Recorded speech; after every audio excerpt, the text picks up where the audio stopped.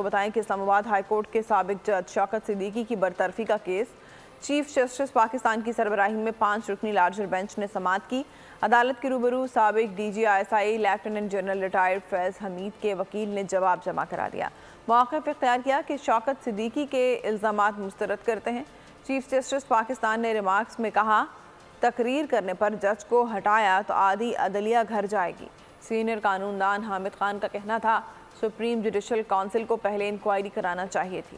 Attorney general نے اپنے دلائل میں کہا کہ بغیر انکوائری برطرفی قانونی تقاضوں کے منافی تھی۔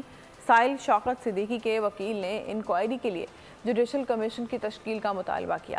چیف جسٹس نے اپنی آبزرویشن میں کہا کہ موجودہ کیس میں بہت محتاط چلنا ہوگا۔ اداروں کے درمیان اختیارات کا توازن ہر صورت قائم کرنا ہوگا۔